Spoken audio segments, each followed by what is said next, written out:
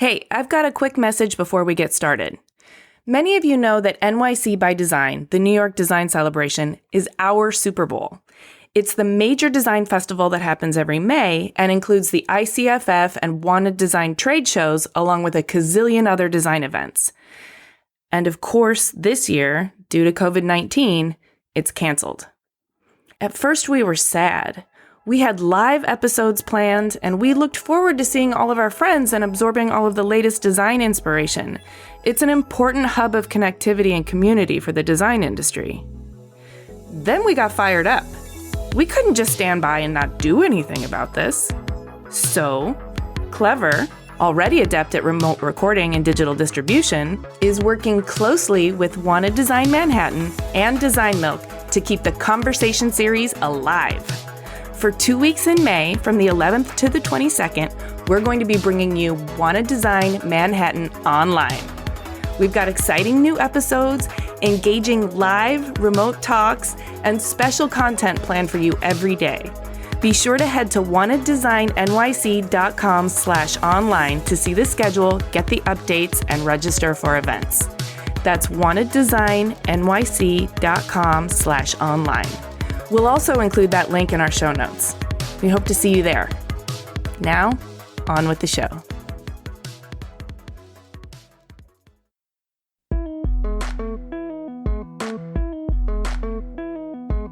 I've learned through the process of sort of mingling in both design and art worlds that I'm sort of this sensitive conduit between these two worlds. Hey everyone, I'm Amy Devers, and this is Clever. Today I'm talking to interior designer Elena Frampton. Elena grew up on the West Coast, went to school in the Southwest, and now operates her studio, Frampton Co, out of New York. In addition to expressive, bold, and highly personalized interior architecture and design, art advising is a big part of what she does. And as you'll hear in our delightful conversation, nothing feels more fulfilling to her than finding the right home for a work of art. Here's Elena.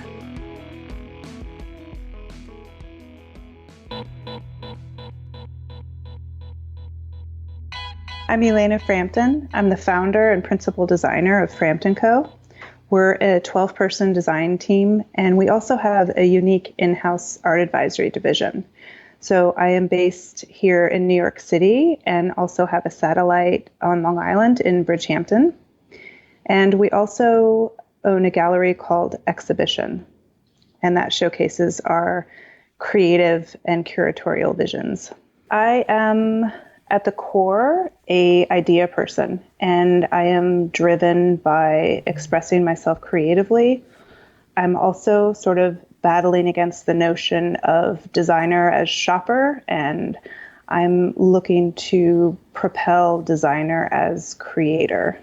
Nice. So we're going to get into designer as creator when we get into your professional trajectory. But first, I want to know about young Elena and how you found your creative leanings. Can you take us all the way back to your childhood? So I understand you were born and raised in Southern California.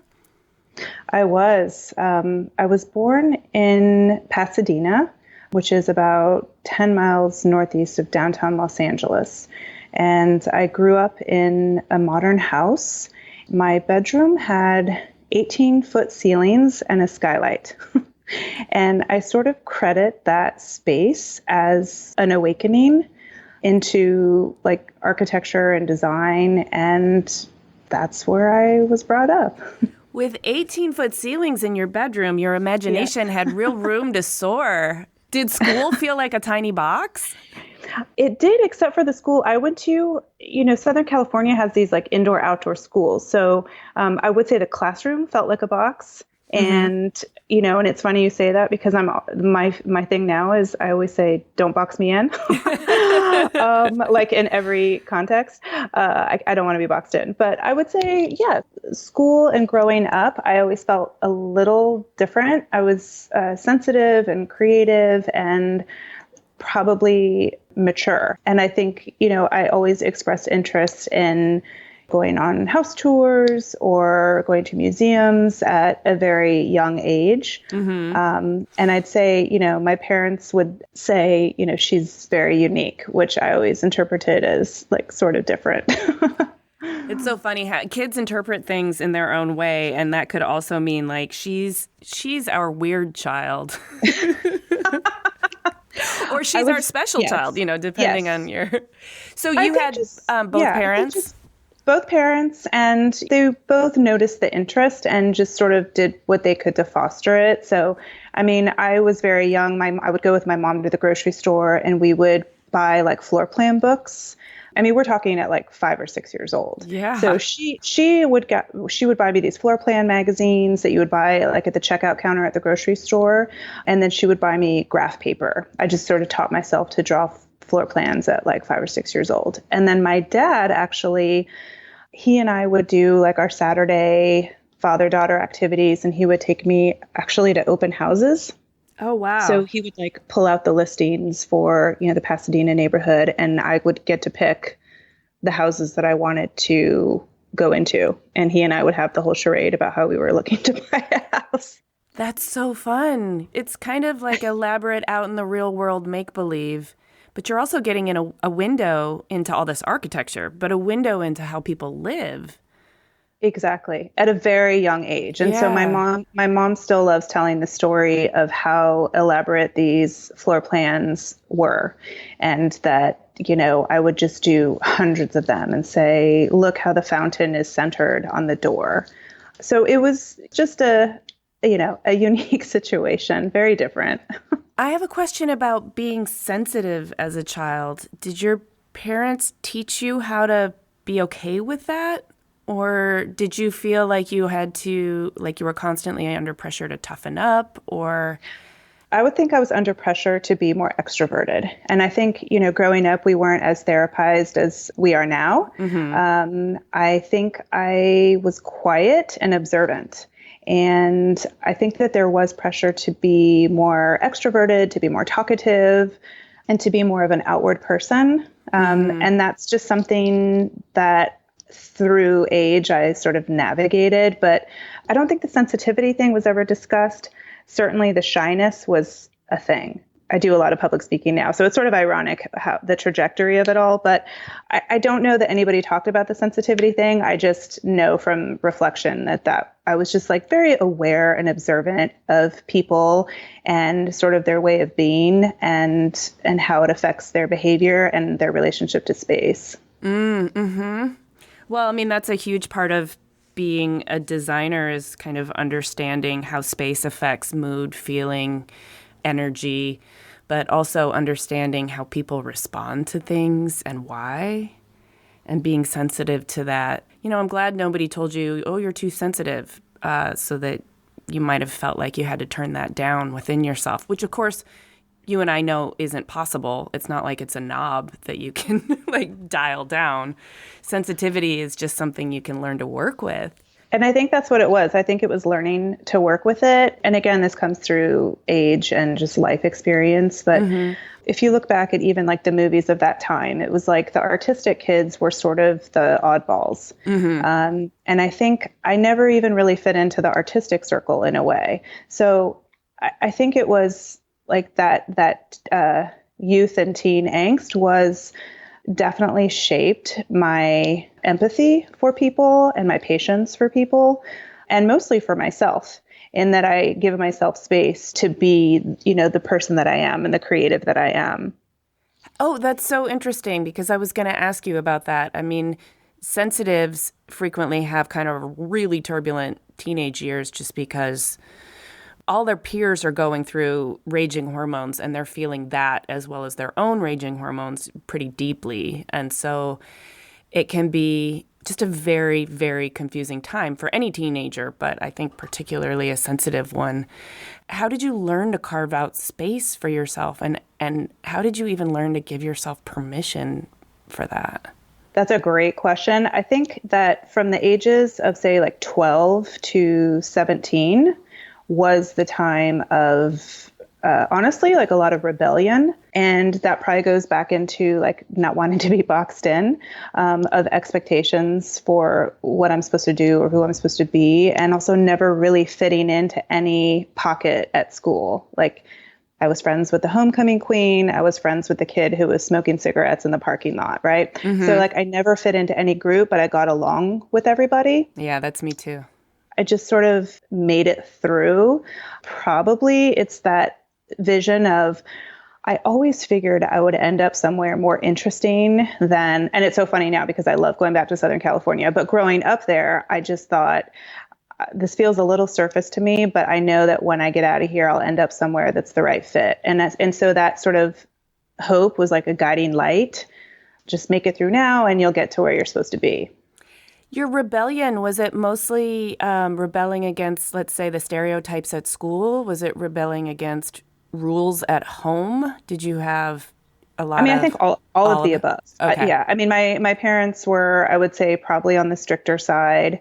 So it was rebelling against that. I think I probably joined my friend in stealing her parents' car and taking off in the convertible until someone caught us. I mean, that feels I definitely, so California rebel. Yeah. I think it was in every which way that I could, I did. And also in school. I mean, anything math or science related where I would, just sort of blank out, then I focused on, the ceramics class or in any which way that I could, I would rebel. And if it was I was supposed to do something, I would definitely not want to do it. And that I would say 12 to 17, also known as not my parents' favorite years. Mm-hmm. They're just so grateful that it all worked out. I'd say 12 to 17 was a time of rebellion and stretching those boundaries and then like sort of circling around in a funny way. And kicking down any walls to any boxes that people tried to build you into. Exactly. So how was your creativity showing up? Were you still drawing floor plans and going to open houses? Or were you cutting your hair and dyeing it? And I never did the hair, but I definitely probably through clothing, express myself. I would say my mom's extremely stylish. My grandmother was extremely stylish. They were always put together. They would probably try on 5 outfits before they went out. So then what I did in those years was, I tore my jeans. I painted on my jeans. I colored them. I put, which is now very stylish, wearing like a tunic over pants. I would do that and mortify my mom. Like a dress is a dress and pants are pants. And like in any which way that I could express myself, I would. And then certainly through school, as many art classes as I could take. I also took like Saturday classes at Art Center, which is a art college. They allowed high school students to take classes. So I think those were the areas that I could feel most comfortable. I love that you took classes at Art Center because I think for so many people, it's really helpful to get a window into all the different ways that your creativity could become a profession. I don't think as children we're taught enough about where our products come from, who designs things, houses, cities. So we don't really understand what to do with all this creative energy. And so many parents are afraid that we're going to end up starving artists, that they don't necessarily funnel you toward that. But taking those classes at Art Center, I'm sure kind of opened your eyes to all the different possibilities. It was hugely influential. I mean, I can still smell the scent of the automotive models being crafted because they have a huge automotive design program and product design program. But I think that those classes were, again, it was that guiding light, that extraordinary building. I think I was 14 or 15 years old. And so my mom would have to take me every week and driving up the winding road and then driving under that modern glass and steel structure. I couldn't believe it. That experience was just extraordinary. And so to be there was that guiding light of, okay, maybe I'll come here after high school or I'll find some other design school. But it definitely put together, to your point, that this could be a job. And around that same time, actually, I also took an internship with a local design and contracting firm this is back in the day of the blueprints with that ammonia smell. Where at 15, I was like running blueprints for like a local office. Oh, your mom was like, all those layout books totally paid off. Exactly. Support for Clever comes from Skillshare. The online learning community is offering our listeners 2 months of free premium membership. Explore new skills, deepen existing passions, and get lost in creativity with classes from Skillshare. I am a lifelong learner. Honestly, my curiosity is what compelled me to start this podcast. I had an insatiable desire to learn from the most fascinating people I could find. In addition to learning from personal stories, I'm always eager to pick up new skills and explore new ways to express my ideas. This is why I'm so excited about Skillshare. It's a veritable amusement park of fascinating people teaching all the things that I'm eager to explore, but too daunted to learn on my own. And right now, Skillshare is such a great resource to have.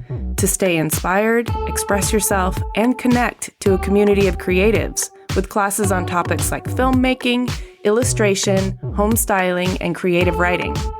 I'm super excited to dive into a class on how to make awesome merch with Aaron Draplin. You remember him from Clever, episode 74? And a documentary class with Dan Liu. Explore your creativity at Skillshare.com/clever, where our listeners get 2 free months of premium membership. That's 2 months free at Skillshare.com/clever. Support for Clever comes from Paintzen. Painting can quickly go from what seems like a simple DIY project to a full-on disaster without the right supplies, technique, or qualified help. So why not get it right the first time with Paintzen? Paintzen is a service that manages your project from start to finish, whether it's just a room or the whole house. They even help with painting cabinetry and wallpaper installation. Paintzen does more than just find you the right contractor. They handle the entire process from booking the job to customer service and even getting you high-quality, professional-grade paint.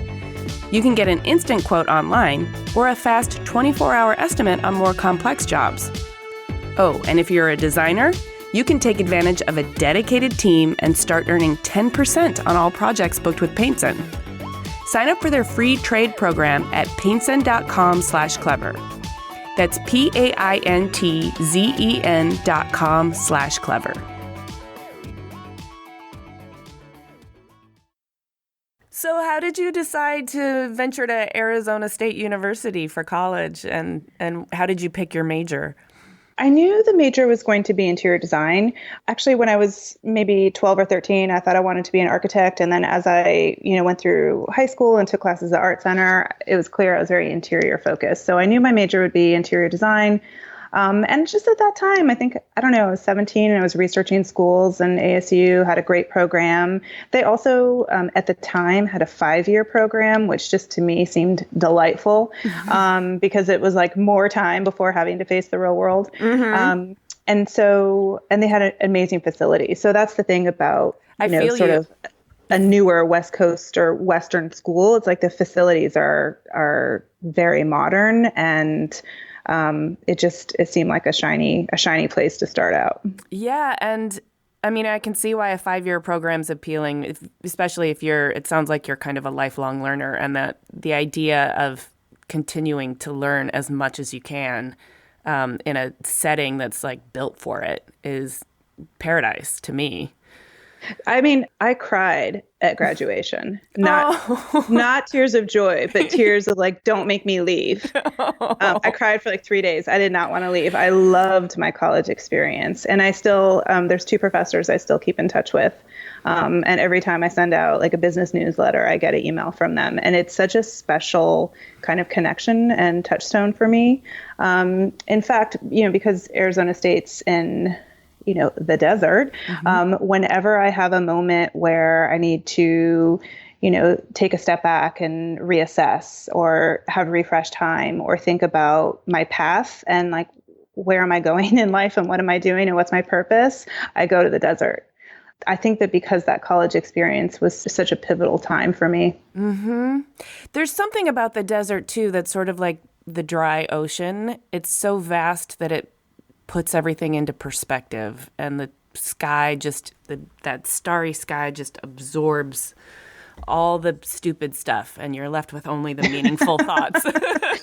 It's true. It's very true. And there's sort of something about like the ruggedness and sort of it's raw, it's beautiful, it's kind of dangerous, it's kind of scary, it's kind of rough. It's just sort of like everything that life is all wrapped up into the desert. Whereas, I live part-time by the ocean and I love the beach, and it is a beautiful thing, but it's very peaceful. And I find the desert that's the place where I can really go to the core and be honest about who I am and what I want to do and what feels right to me, and maybe get in touch with the gut instincts, which can so often be clouded by all kinds of stuff. Oh, yeah, they just get scrambled and covered over by the day-to-day and other people's issues and complications and politics and all of that stuff. So I'm sorry that leaving college was such a traumatic experience for you, but you seem like you've done pretty well for yourself. Can you tell me, like, how did you rebound from having to leave? How to recover? Yeah, how'd you recover, and how did you get your footing in the professional world? Right, exactly. Well, I would say that I prepared myself for that. This is sort of a key element to how I operate, and that's like this element of preparedness. So I actually did 3 internships before I graduated. And so I think that sort of set me apart when looking for a job. And it also just sort of informed me as to what I would like and maybe what would be the better fit for me. I worked at larger firms, smaller firms, more architectural firms, more decorative firms. I tried different things. And so I had the insight as to what would be kind of the right steps for me. And so I ended up making some intentional choices based on those like college internships. And so while I was sad, appetizer platter, so you knew like what you liked and what you didn't like. That's such a crucial piece of advice, I think, to people in school. Is it's not so much about a lot of it's about finding what you do like, but everything that you learn about what you don't like is equally important. It is really important. And I also think I could have made more money if I had gotten jobs doing other things, to be honest, during those college years. And so it wasn't necessarily the easiest choice because, like one of the internships didn't even pay at that time. I don't think people do that anymore, but at that time, one of the internships didn't pay. So I could have made more money if I worked in a retail store, if I waited tables. The other theme is sort of playing the long game. I was sort of playing the long game, and I thought this is going to help me later on. I think it was a financial sort of compromise, but it did turn out to be like valuable information. Did you learn some survival skills during that too? There is some benefit to having to scrimp financially in that you kind of get really resourceful. Absolutely. And also I had my eye on New York City, which from a Southern California kid seemed pretty scary, to be honest. It seemed like a daunting situation. I did my last internship was in New York City. And so I think that really painted a clear picture, and I had to be resourceful. And, I couldn't afford an apartment or even my own room. I think I subletted someone's dining room that was open to their living room on Bleecker Street in this crazy situation. So, I think all of that sets you up for how to navigate certain things and how to compete. One of the things I saw right away was at this internship, there were 3 other students, all from fancier schools, let's say. Looking back, there was like a very much a reality TV show competition between like the interns. That was also very intimidating. I was like the kid from out west. I had big eyes, and there's that shy part again. Like I was probably quiet. It didn't look good at the beginning of the summer, right? But ultimately, it showed me that while the other interns might have been more extroverted and colorful, that ultimately by the end of the summer, I was the one that the principal offered back because I worked the hardest, I worked the latest, I would stay into the evening, and it definitely shaped. It was like another guiding light of like, okay, I get it. Like I may not have that, but I know what I do have and I know what I can offer. I think that internship period is so important to separate the flash from the solidness. Not that flash is bad. There are a lot of ways in which charisma just really greases the tracks and opens doors. But if it's not backed up with a solid work ethic, then it can start to feel kind of just like chaos, just like a layer of noise. So you proved yourself in that internship, and then did you stay in New York? Well, so I had another year of school. So I went back there during winter break and worked. And then I ended up, when I graduated, I had a few options, and I took another job. And so I moved to New York in the summer right after graduation. And what was that job? That job was working with the designer Clodagh.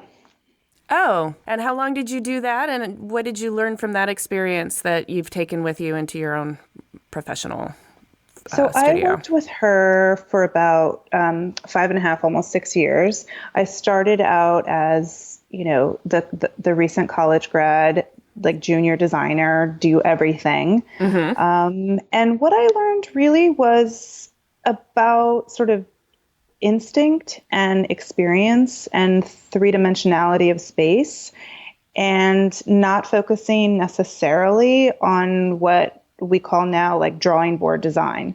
Like, forget about the alignments, forget about everything being perfect. What does the space feel like? And that was really like the core lesson from my time there. I also just learned how to navigate working with a team, and like the reality of manifesting something and taking something from like an idea and having it be constructed, and sort of like all the pitfalls that are possible in that process. There's a lot of moving parts, and there are a lot of people that have to show up and be on their A game to make it happen. And then there's also just the very real organic nature of construction. Like, if you're going to renovate something, you're never going to find what you think you're going to find in demolition. And things just don't go according to plan in any area of life, definitely not construction. So did you learn a kind of agility, a way to make decisions on the fly?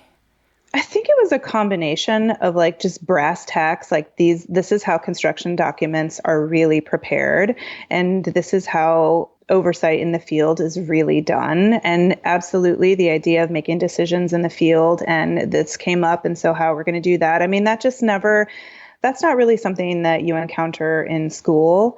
You have an idea, you build a model, you do the drawings, you maybe do a rendering, and here's your idea. And it's all about that. And sort of, I think the actual construction realities were just mind blowing. And I would also combine it with all the life stuff too, that's all happening at the same time. I mean, my first day at Clodagh, I had just moved here from, living and going to school in Arizona. I'm a Southern California kid, and I'm moving to New York, and the streets are crazy and everybody's driving fast, and it's just this whole thing. And my first day of work, they said, "Oh, you're going to drive Clodagh to Midtown and take her to a job site." Oh my gosh. I mean, can you imagine your first day of work as a post-college? I mean, I couldn't even believe it. And so they said, "You're from California, you have a driver's license, right?" So, I mean, how to navigate something like that was as big as learning how to draw a millwork detail, right? Sure, I mean, yeah. because it's all happening at the same time. And you can't kill your boss.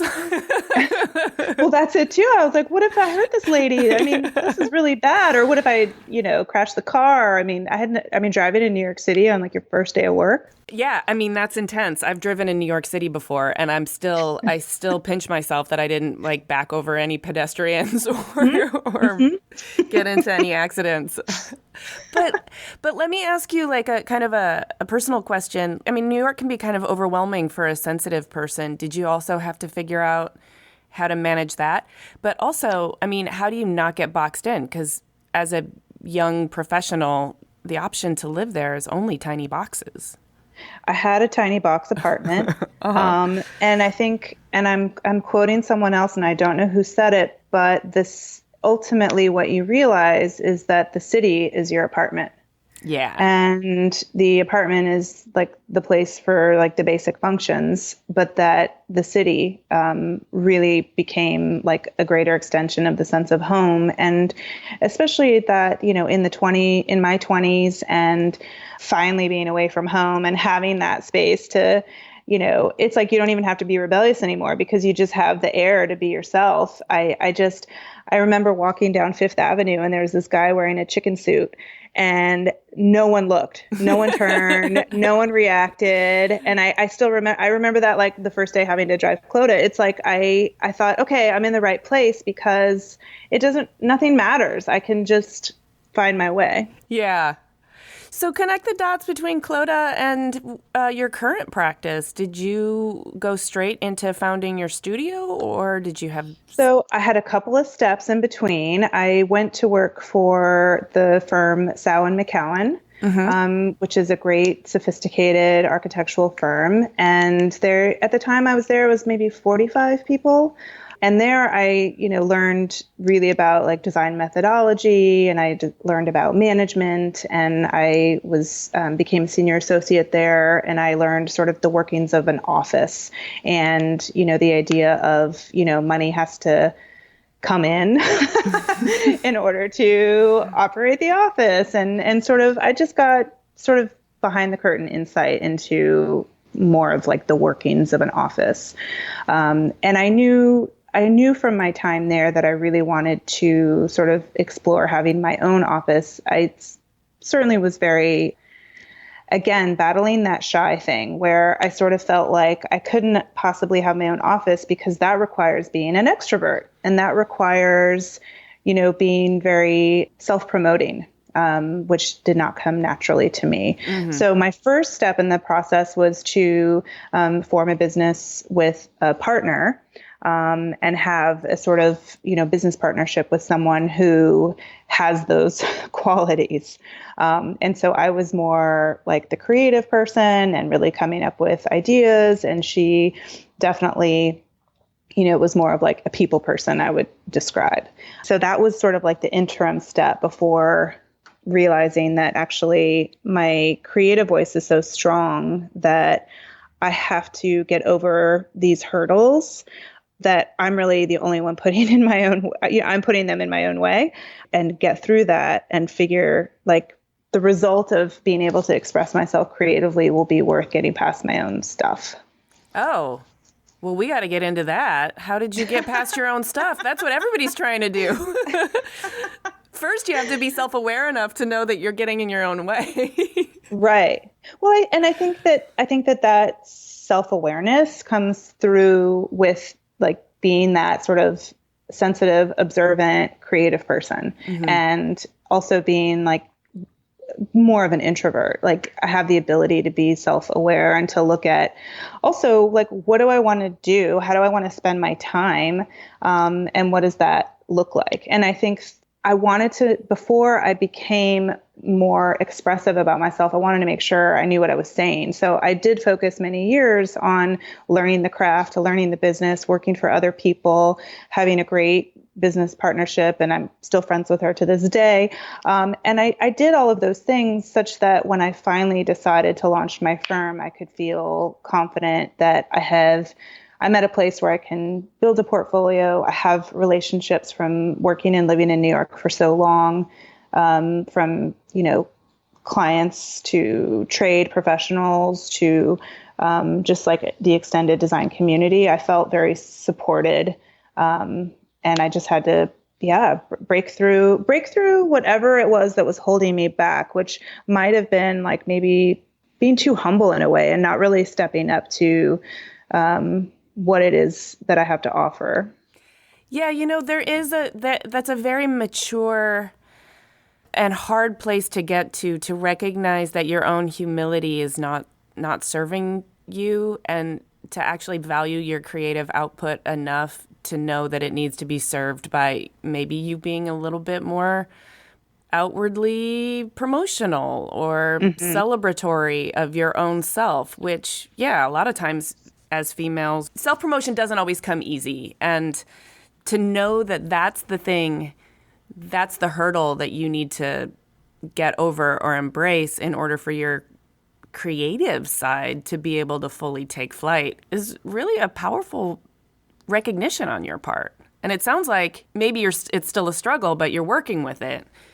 Well, I think it hasn't been natural, but it's been an evolution for sure, because once I realized what is necessary in order to obtain the commissions that I want to work on, what is necessary in order to attract the talent that I want to be a part of my team, like what is it going to take? Once I started really digging deep and asking those questions, then I realized that I have to I've always sort of been about the work and the process of design. And I talk a lot about the process of design, certainly in our social media. But really, I realized that I had to surrender to the necessity of the brand image. I needed to put more photographs of myself in the world. And it's not at all natural for me. I would way rather talk about a creative idea that we're expressing than like what dress I'm wearing, right? Mm-hmm. But people like to connect with the personality. And so when I realized that that was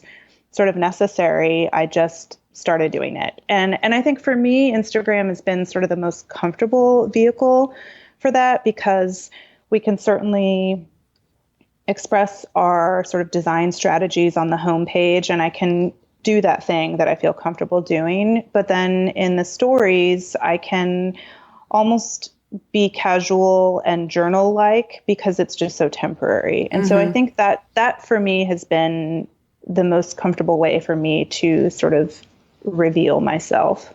Well, I want to just give you a high five for revealing yourself in the form of this conversation. I've found for me that podcasting is the way that I feel really comfortable, being able to create a platform in which we get to talk about you and the things that shape you and drive you, and not just your last project, is very meaningful to me, because I feel like I get to know you. And if I'm getting to know you, then I know the listeners are getting to know you too, which I think just adds so much depth, not only to your work, but to the way we can look at the built world around us, because we can start to connect it to all the humans who've been involved in making it. So anyway, thank you for sharing your story with us. Absolutely. I'm interested, you mentioned your process and how you share some of that on Instagram. Can you kind of walk us through what your creative process looks like? And if you want, feel free to use an actual project as kind of a template to break it down for us. Well, sure. I mean, I think what I'm always trying to do is express that there, first and foremost, is a process. And I think that a lot of times we're sort of romanced by these finished images of completed projects. And it's wonderful. And I get on board with that too. But I always want to contextualize it in that it starts so long before that finished photo. And really it comes in with the meeting of the client and who's the client.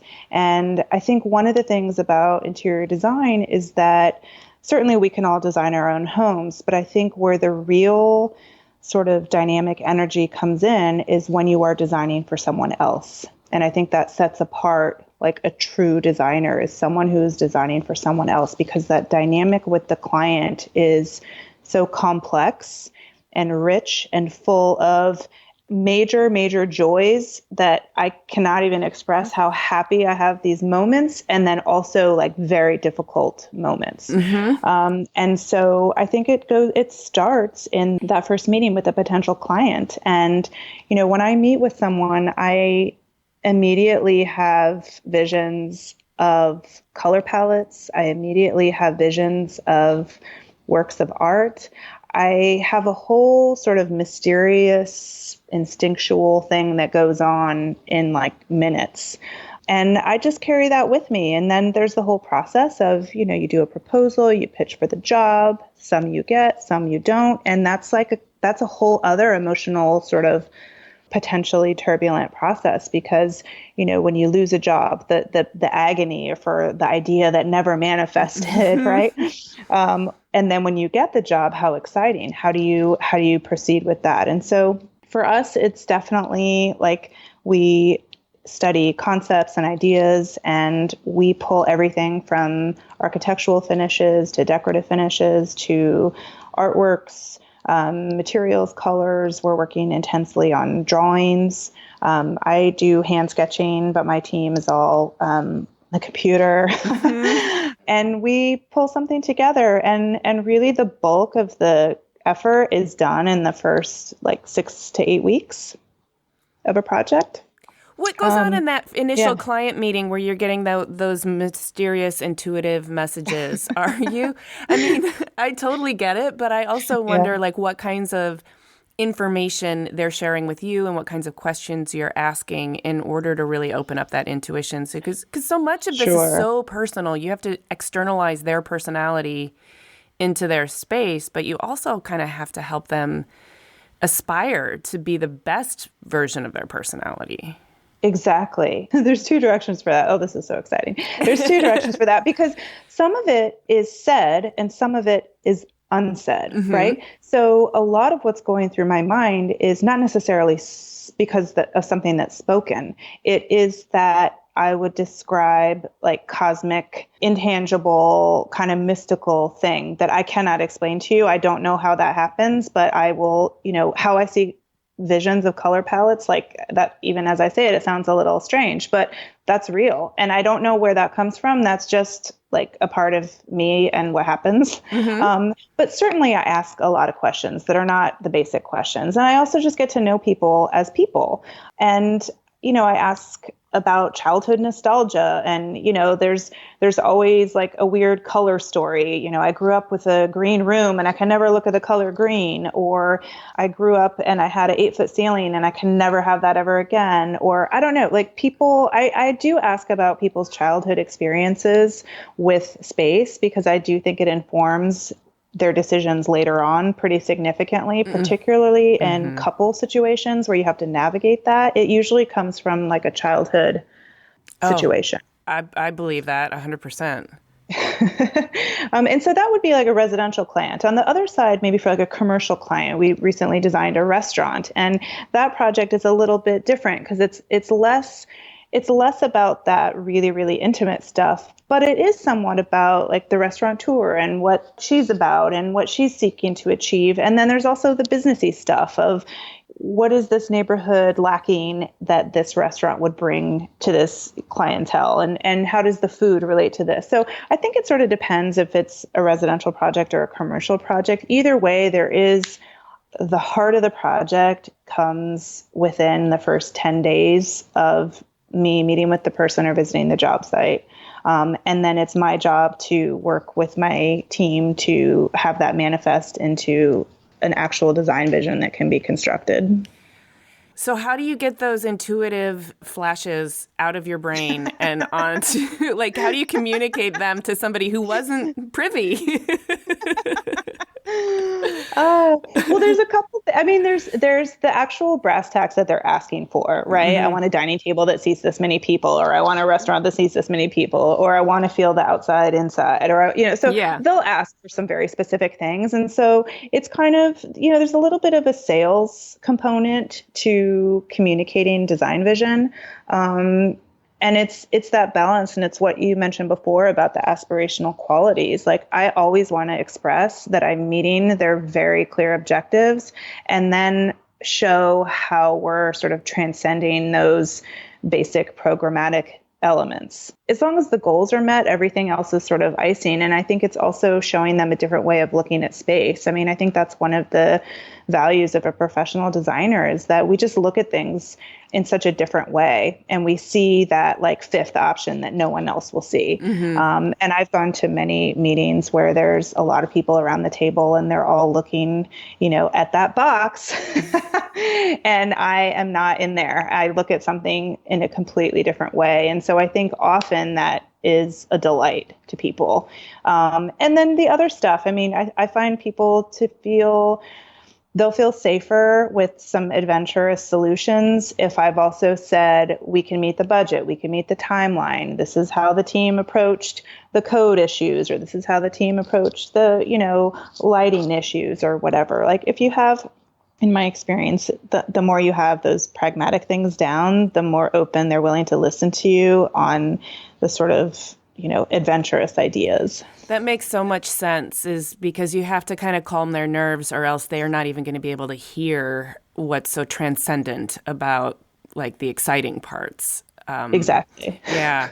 So art consulting and advising is a big part of your service offering. And original art is such an otherworldly, like spiritual addition to a space. I'm excited to hear about how you've developed that and what's involved in that part of your business.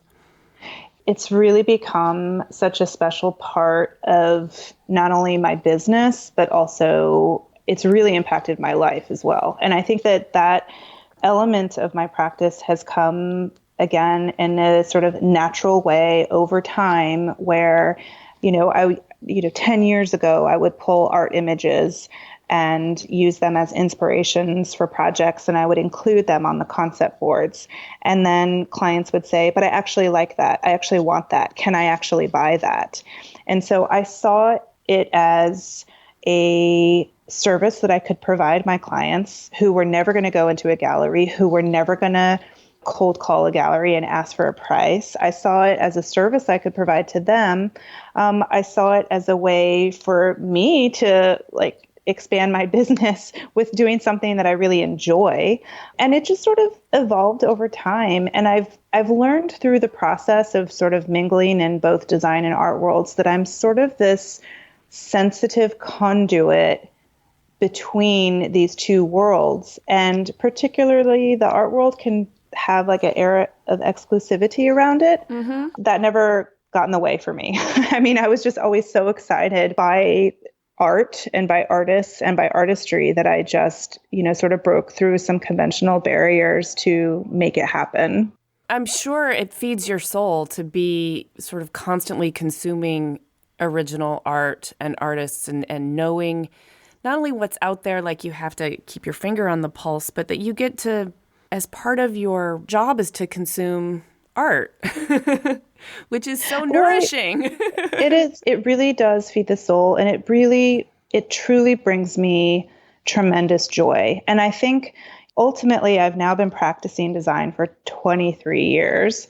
And I think there came a point where I felt, I'm so client services driven. I'm so wanting my clients to be happy that ultimately I sort of felt like I was just, I don't know. I felt like there was so much management involved that I needed more. I needed more to feel really good about what I was doing every day. And I think that that's what art did for me. It made me feel creatively fulfilled.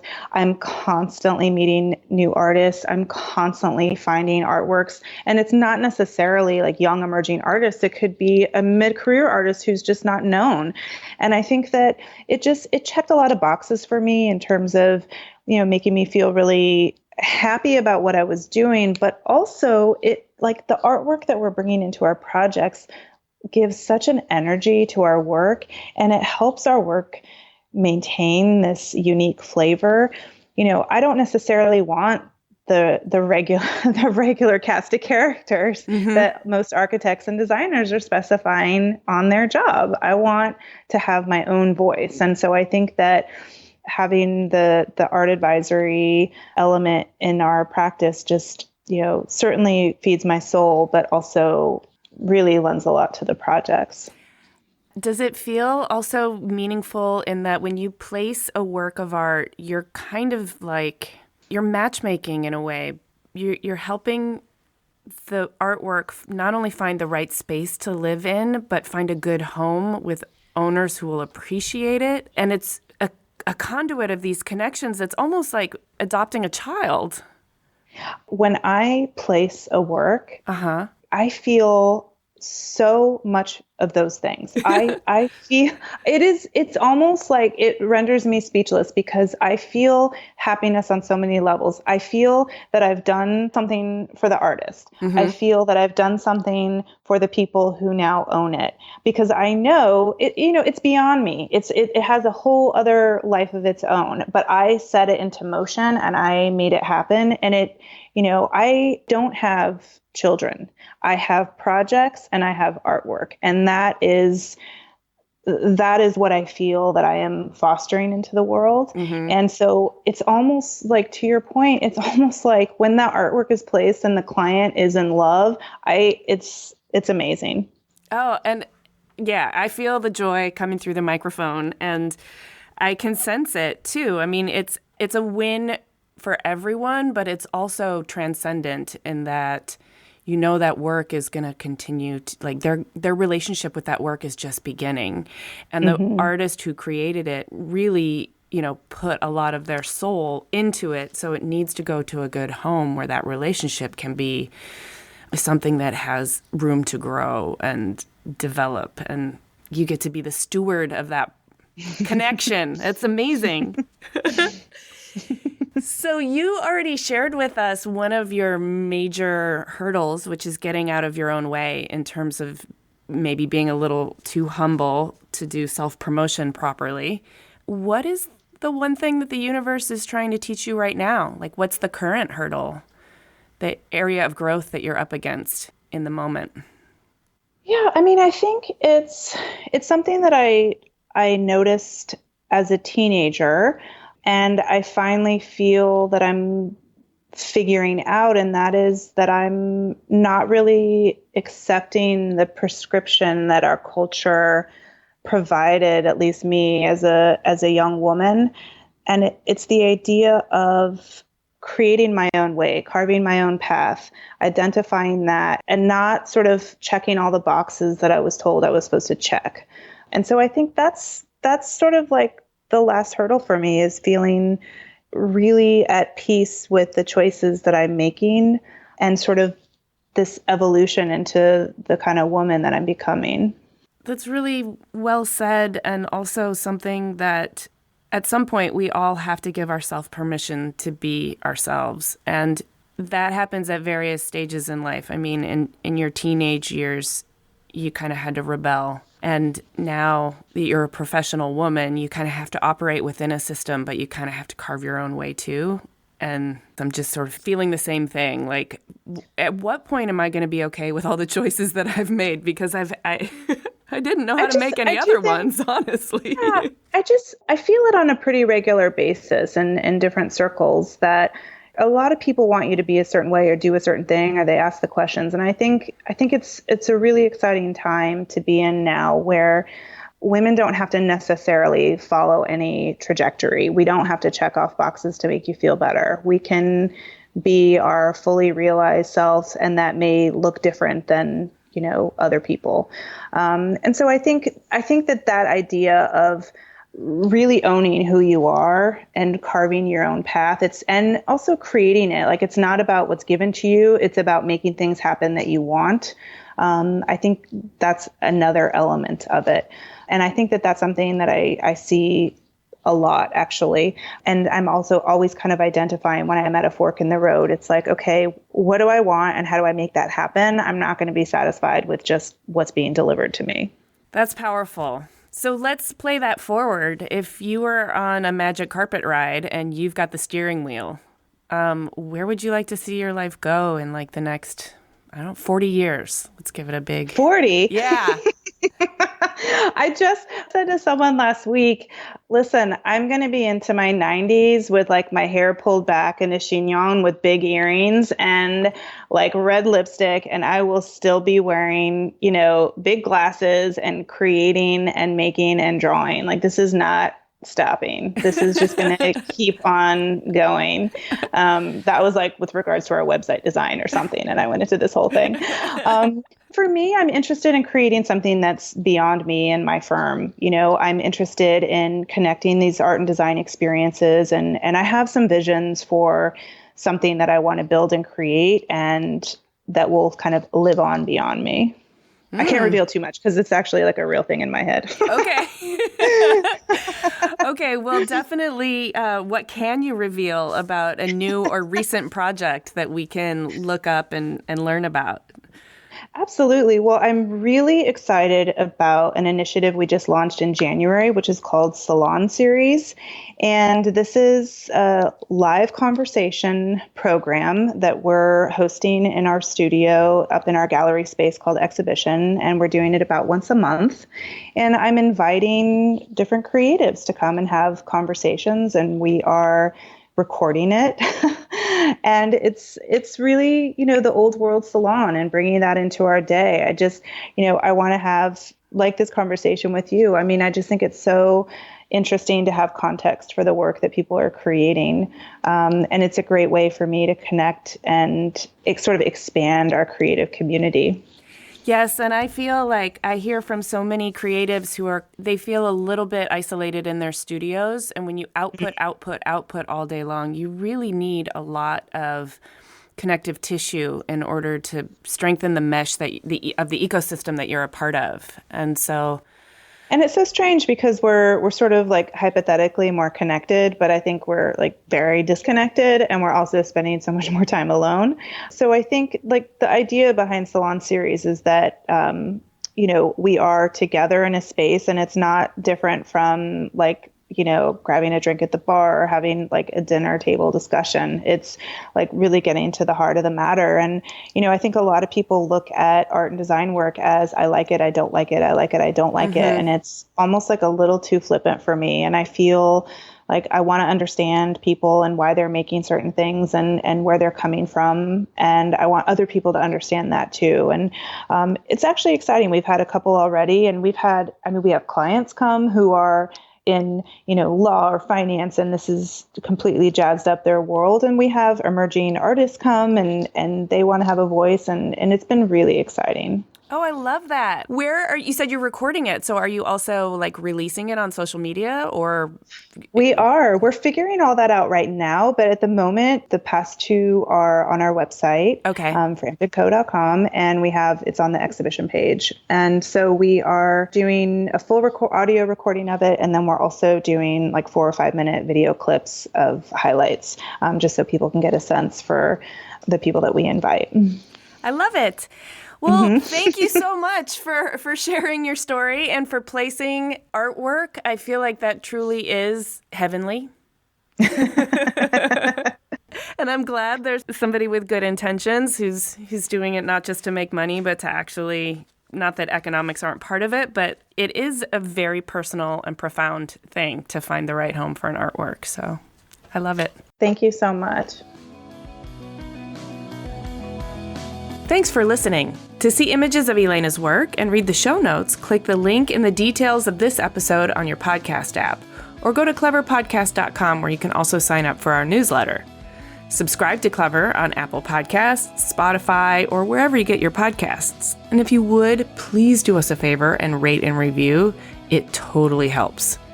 We also love chatting with you on Twitter, Instagram, and Facebook. You can find us at Clever Podcast, and you can find me at Amy Devers. Clever is produced by 2VDE Media, with editing by Rich Straffolino and music by L1011. Clever is proudly distributed by Design Milk.